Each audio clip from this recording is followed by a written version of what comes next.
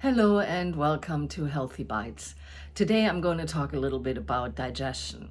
One of the facts is that once the umbilical cord is cut, every single biochemical process, every bit of growth in our body depends on the food we eat and our body's ability to extract the nutrients that we eat and metabolize them to put them to good use.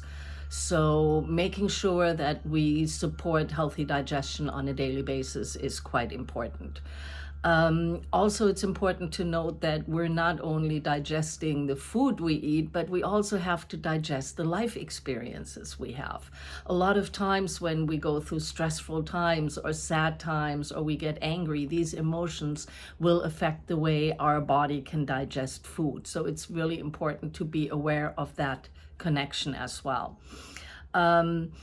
So there are three main factors when it comes to digestion. The first one, and the most obvious one, of course, is the quality of food. It's important that you have access to fresh food that's not spoiled, preferably food that is real food and not just processed food-like substances, fresh foods versus preserved foods. So what you eat is very important because literally what you eat will be who you become, because we're breaking down the parts of the food and we're reassembling everything in the body. So it's a transformation of food that happens during the digestive process. Also, the second one is the environment in which we eat. It's important that when we eat, we really pay attention to the flavors, to the textures of the food, to the way we're swallowing. If we take our time eating, if we appreciate every bite, if we savor the flavors, then this food is going to have a very positive effect on the body. It's very different if you're running between jobs and you're grabbing a hamburger and gulping it down while you're trying to pay attention to where you're going.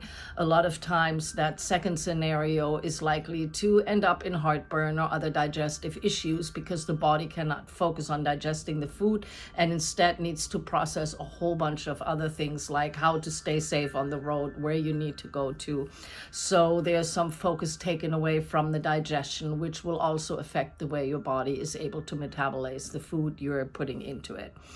And the last factor is your emotional state. Emotions really play a big role. If you are angry, then it's going to be very hard for you to eat food, and because your mind is not with the food, your mind is somewhere completely different.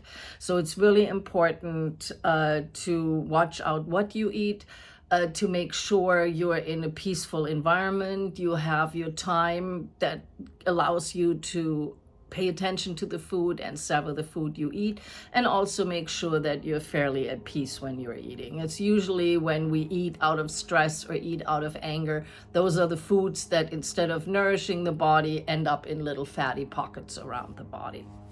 So as a way to make sure that you support your body the best you can every day with little steps is, first of all, you can start using deliberate herbs and spices while you cook.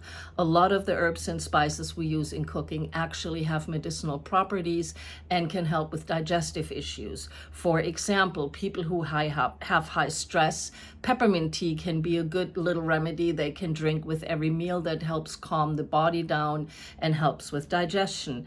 Also, cooking with ginger. You can put some ginger into any meal you have, and ginger is used in meals as a spice and herb, but also as a tea to help with digestion. It can help with morning sickness. It can help with motion sickness. So ginger in general is a good spice you could start adding to your daily foods and know you're helping your body digest. The second thing is, as you get your foods, make sure they're real foods. And the best way to make sure you get optimal nutrition is to get food that is local and food that is seasonal. Every season has certain challenges, and the foods that are grown during that season will reflect that.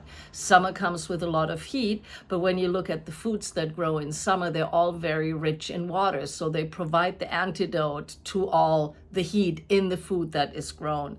So when you go and buy foods, instead of going for a vegetable or a fruit that's out of season and has been imported from a different country, look at what's in season right now where you are and buy the fresh and the seasonal items instead of the ones that have more mileage on their back than you do.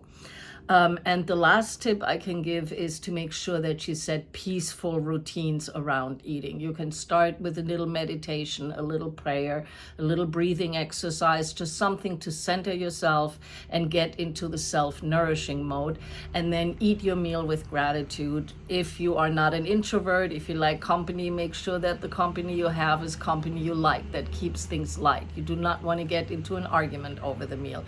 Reserve those for afterwards, after you're strengthened through the food you had. Hope this helped you a little bit, and thanks for joining me.